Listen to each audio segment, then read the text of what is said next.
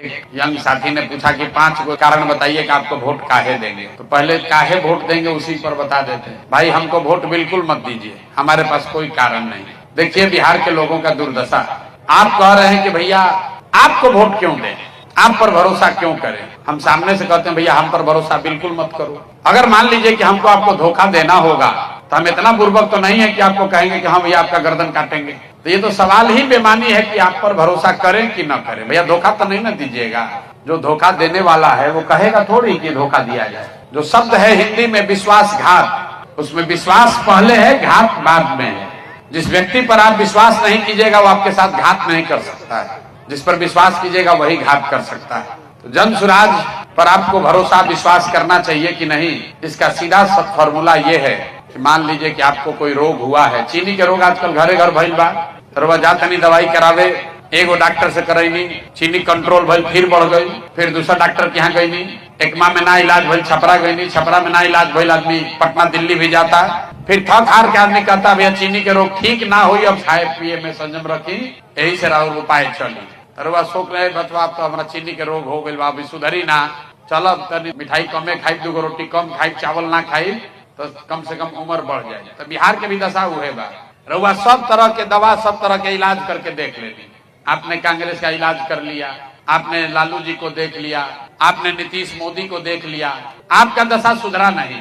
जैसे चीनी के रोग होला उससे आदमी जल्दी मरे ना, लेकिन वो अंदर अंदर घून के तरह आपका शरीर खराब कर देता है। तो बिहार का भी दशा वही है। जी रहे हैं हम लोग, थोड़ा बहुत सुधार हो जाता है, वो सड़क बन जाता है, वो ट्रेन आ गई, बिजली आ गई, इतने में आदमी कहता चलो भाई काम चल रहा बा। लालू के समय के मुकाबले कुछ स्थिति सुधरल बा, लेकिन आदमी कैसा घसीट घसीट के चल रहा बा। मान लीजिए चीनी के रोग में जियत नहीं, वही में कोई आके लड़का कहल के भैया एगो बंगलोर में डॉक्टर आयल बा, अमेरिका से दवा लेके आयल बा, कहता कि दवाई हुई तो चीनी के रोग ठीक हो जाए।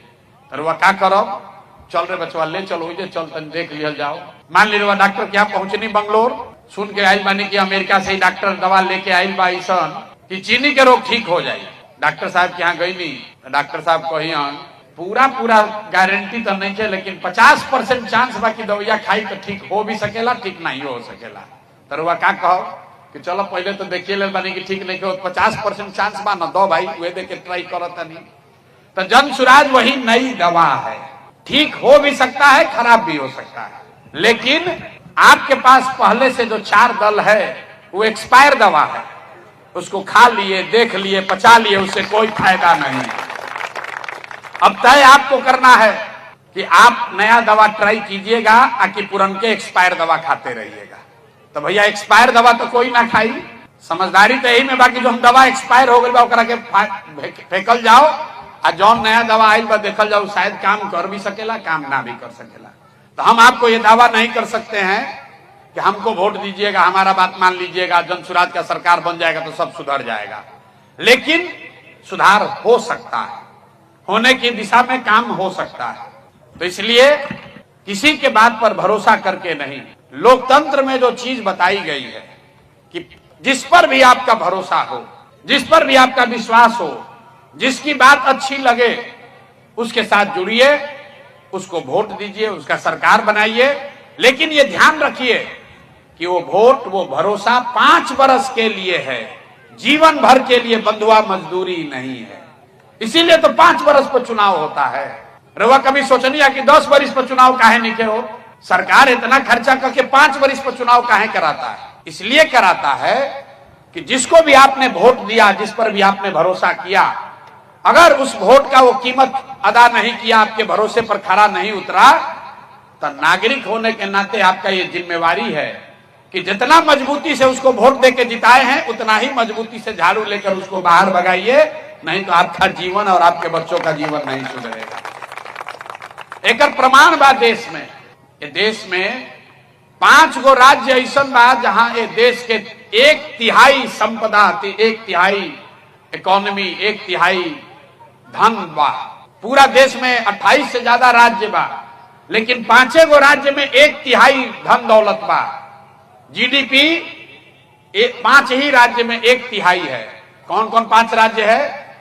केरल, तमिलनाडु, कर्नाटक, आंध्र प्रदेश, तेलंगाना। 5 राज्य में 30%। अब बकिया में सब जाना बा। तो 5 राज्य में हमने के देखे के चाहे कि भाई जब देश आजाद भइल तब बिहार और तमिलनाडु बराबर के राज्य रहा। अभी मुन्ना जी कहता कि बिहार के बजट बा 3,17,000 करोड़, तमिलनाडु का बजट है 7,80,000 करोड़। तो जब देश आजाद हुआ तो तमिलनाडु और बिहार बराबर था 1965 तक। अब तमिलनाडु आपसे 3 गुना 4 गुना बड़ा हो गया, क्योंकि आबादी उसका हम लोग से कम है। तमिलनाडु का आबादी है 8 करोड़ और उसका बजट है 7.5 लाख करोड़। अब बिहार का आबादी है 13 करोड़ और बजट है 3,17,000 करोड़। मतलब करीब करीब तमिलनाडु आपसे हमसे प्रति व्यक्ति 4 गुना बड़ा हो गया। तो ये चारों 5 राज्य में, केरल में, तमिलनाडु में, आंध्र, कर्नाटक में का ऐसा भइल कि राज्य सब आगे बढ़ गए। आदमी कहता कि भैया भ्रष्टाचार बिहार में बहुत बा। हम अपना अनुभव से बताओ तनी सब राज्य में काम कैले बानी, बिहार से ज्यादा भ्रष्टाचार है वहां। ऐसा नहीं है कि वहां जाति नहीं है, वहां पर भी इतना ही जाति है जितना बिहार में जाति है। लिंगायत का नाम सुने होंगे आप, लिंगायत वोका लिग्गा कर्नाटक में है, रेड्डी कम्मा आंध्र प्रदेश में है, केरल में, तमिलनाडु में कोई ऐसा राज्य नहीं जहां जाति नहीं है।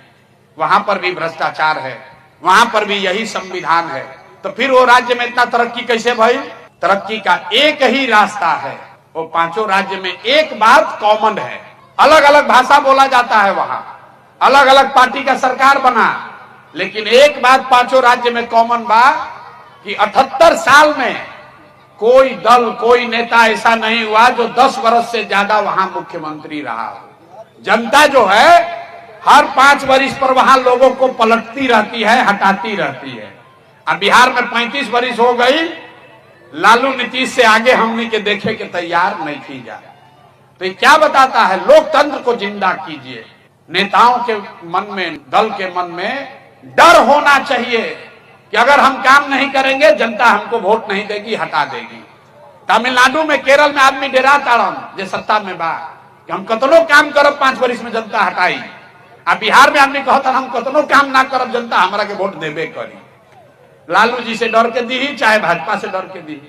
ये हम लोग के दुर्दशा का कारण है। तो जन सुराज का ये योगदान है कि हम लोग यहाँ लोकतंत्र में आपको एक विकल्प दे रहे हैं, ताकि आपको मजबूरी में, आपको मालूम है कि ये एनडीए का नीतीश कुमार आपको लूट रहा है, आपको मालूम है कि खेत के जमाबंदी में, खेत के दाखिल खारिज में पैसा लागता, रोज रोज गरियावता नहीं, अकाल वोट होई तो आदमी कहियन के भैया कुछो कहल, लालू के तो जंगल राज से ये ठीक बाड़ा सब चलो कनिए के दो। ये हाल जे बा हमने के मुसलमान समाज के लोग बा तो कतनो गरियाली, कतनो लालू के गरियाली, लेकिन वोट हुई तो कहे ना भाई भाजपा के तो दे ना सके, चलो हिलल टेने के दिया। तो इस राजनीतिक बंधुआ मजदूरी को खत्म करने का उपाय है कि बिहार में एक नया विकल्प बने, ताकि जनता को एक विकल्प रहे कि दोनों ठीक नहीं लगता है तो तीसरा को दिया जाए। तो ये जन सुराज का ये योगदान है।